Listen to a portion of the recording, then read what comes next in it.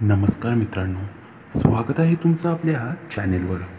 नेहमीप्रमाणे मी तुमच्यासमोर एक नवीन कथा सादर करणार आहे। तुम्ही जर आपल्या चॅनेलवर नवीन असाल तर आपल्या चॅनेलला सबस्क्राईब करायला विसरू नका। तर चला आपण आज कथेला सुरुवात करूया। घरामध्ये फक्त आई वडील व मी आम्ही अशी तिघीच जण राहायचो। मी एका प्रायव्हेट कंपनीमध्ये कामाला होतो। माझ्या दिवसात 3 शिफ्ट असायच्या। मी आज पहिली शिफ्ट करून घरी आलो तेव्हा आम्हाला माझ्या सोसायटीसमोर एक टेम्पो उभा दिसला। एक 35 ते 40 वर्षाची महिला व तेवढ्याच वर्षाचे एक काका, हे दोघेही सामान खाली करत होते।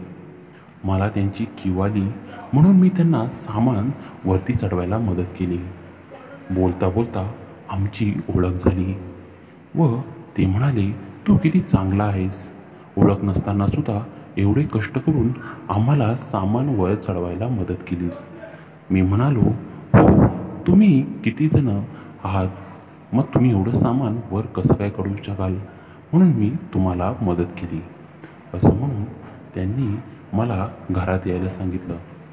तेव्हा मला कळालं की ते फक्त दोघेच राहतात, त्यांना मुलगा मुलगी कोणच नाही आहे। ते एका चांगल्या कंपनीमध्ये कामाला आहेत व बदली झाल्यामुळे या शहरात राहायला आले। त्या काकू स्वभावाला खूप शांत व चांगल्या होत्या। त्यांनी माझी विचारपूस केली, तू या सोसायटीमध्ये कुठे राहतोस? तेव्हा मी त्यांना माझ्या खोलीचा नंबर सांगितला। थोड्या वेळात मी त्यांना सांगितलं की मी आत्ताच कामावरून आलो आहे, त्यामुळे घरी जाऊन आराम करतो। तुम्हाला काय हवं नको असेल तर तुम्ही खालच्या मजल्यावर येऊन आमच्या खोलीजवळ या। ते हो म्हणाले। मी घरी गेल्यावर आईला नवीन राहायला आलेल्या काकूंबद्दल सांगितलं। आईलाही आनंद झाला की मी त्यांची मदत केली म्हणून। मग तर झालं, मी आता रोज कामावर येता जाताना ते मला आवाज द्यायचे। एक दिवस काकांनी मला सांगितलं, अरे आशिष, मी काही कामासाठी 1-2 आठवडे बाहेर चाललो आहे। काकूंना काय हवं नको ते तू आणून दे। मी त्यांना हो म्हणालो। एक दिवस मला सुट्टी असताना काकू घरी आल्या व म्हणाल्या, आशिष, आमच्या घरातील फॅन खराब झाला आहे, तू जर त्याला दुरुस्त करून आणशील तर बरं होईल। तेव्हा मी त्यांना म्हणालो, काकू, मी कंपनीमध्ये इलेक्ट्रिकचीच कामं करतोय, त्यामुळे तुमचा खराब झालेला फॅन मी तुम्हाला दुरुस्त करून देईन। तेव्हा त्यांना आनंद झाला। मी त्यांच्यासोबत त्यांच्या घरी गेलो। घरी गेल्यावर मी फॅन खाली काढला व त्याला दुरुस्त करू लागलो। अर्धा 1 तासाने फॅन रिपेअर केल्यानंतर मी पुन्हा लावून दिल्या। काकूंना खूपच आनंद झाला। त्यानंतर त्या म्हणाल्या, तू थोड्या वेळ बस, मी तुझ्यासाठी सरबत घेऊन येते। मी सोफ्यावर बसलो व समोर असलेला TV चालू केला। TV चालू करताच TV वर एक इंग्लिश पिक्चर लागला होता। त्यामध्ये काही भलतंच चालू होतं।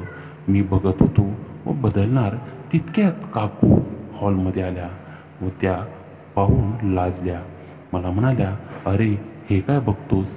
तेव्हा मी त्यांना म्हणालो, काकू, हे मी लावलं नाही आहे, ते माझ्याकडनं चुकून लागलं गेलं। तेव्हा काकू म्हणाल्या, हो, वयात एकदा व्यक्ती आला की अशा बऱ्याच चुकून झालेल्या गोष्टी त्याच्याकडनं होत असतात। काकूंच्या बोलण्याचा मला अर्थ आता कळाला होता व अर्थ न कळण्याइतका मी वेडा नव्हतो। तर मग झालं, मी सरबत घेतलं व काकूंनी मला सांगितलं, अरे तुझे काका घरात नाही आहेत व आज त्यांचा वाढदिवस आहे, त्यामुळे ते आता घरी येऊ शकत नाहीत। तू संध्याकाळी जेवायला घरी येशील का? कारण आजपर्यंत त्यांच्या वाढदिवसाला आम्ही एकत्र जेवण करायचो। मी त्यांना हो म्हणालो। रात्री मी कामावरून आल्यानंतर त्यांच्याकडे गेलो। काकू घरामध्ये एकट्याच होत्या। मी दरवाजा वाजवला। काकूंनी दरवाजा उघडला तेव्हा समोरच काकू अतिशय सुंदर अशा साडीमध्ये उभ्या होत्या। मला वाटलं काकांचा वाढदिवस आहे म्हणून काकू उभ्या असतील। मी आतमध्ये गेल्यानंतर काकूंनी मला सांगितलं की आपण आता काकांना फोन लावूया व त्यांना वाढदिवसाच्या शुभेच्छा देऊ। मी त्यांना हो म्हणालो। आम्ही दोघांनी मिळून काकांना फोन लावला व त्यांना वाढदिवसाच्या शुभेच्छा दिल्या। काकांना खूपच आनंद झाला. काकांनी सांगितलं, तुम्ही जेवण करून घ्या. आम्ही हो म्हणालो. थोड्या वेळात काकू जेवण घेऊन हॉलमध्ये आल्या. जेवण खूपच स्वादिष्ट होतं व माझ्या आवडीचे गुलाबजामुनही बनवले होते. त्यामुळे मला खूपच जेवण करायला बरं वाटलं. जेवण झाल्यानंतर अचानक बाहेर पाऊस चालू झाला व लाईटसुद्धा गेली. मी काकूंना म्हणालो, काकू मी घरी जातो. तेवढ्यात काकूंच्या चेहऱ्यावर मला चिंतेचे भाव दिसले. त्या म्हणाल्या, अरे आशिष, तू घरी जाशील, पण मी एकटी कशी काय राहू घरात? मला इतक्या पावसात खूप भीती वाटते. असं म्हणून काकूंनी मला सर्व सांगितलं. मग मी आईला फोन केला व सांगितलं की काकू एकट्या घरामध्ये घाबरतात, त्यामुळे मी आज रात्री इथेच झोपतो. आई मला हो म्हणाली. मी मग काकूंजवळच रात्री झोपलो. तेव्हा पाऊस थांबला होता, पण लाईट काही अजून आली नव्हती व काकूंचं घर हे वरच्या मजल्यावर असल्यामुळे छतावरनं बरंचसं पाणी खाली पडलं होतं. घरात सर्वत्र ओलावा होता, त्यामुळे काकू व मी एकाच बेडवर झोपायचा निर्णय घेतला. आता काकू व मी त्या छोट्याशा बेडवर झोपलो होतो. जागा होत नव्हती, तरीही व्यवस्थित झोप आली नव्हती. तेवढ्यात काकूंचं तोंड अचानक माझ्या साईडला आलं व काकूंचा गरम श्वास हा माझ्या नाकामध्ये शिरला. त्यांचा गरम श्वास माझ्या नाकामध्ये शिरताच मी पुरता बेभान झालो. त्यांचा गोरापान चेहरा व गुलाबाच्या पाकळ्यांसारखे ओठ माझ्या चेहऱ्यासमोर होते. क्षणात असं वाटावं की त्यांना आपल्या ओठांमध्ये घ्यावं, पण मी शांत पडून होतो. मी थोड्या वेळात कूस बदलली व काकूंकडे पाठ करून झोपलो. अचानक काकूंचा एक हात माझ्या अंगावर आला व अंगावर येताच काकूंनी तो हात माझ्या हळूहळू खाली नेला व तोच हात माझ्या चरडीमध्ये घालून माझा हातात पकडला. मला जणू काही डोक्यात मुंग्या आल्यासारखं झालं. काहीच कळत नव्हतं की काय चाललंय ते. थोड्या वेळात जेव्हा काकू पुन्हा कूस बदलून दुसरीकडं झोपल्या, तेव्हा मात्र मी माझा हात काकूंच्या अंगावर टाकला व दोन्ही आंबे दाबले.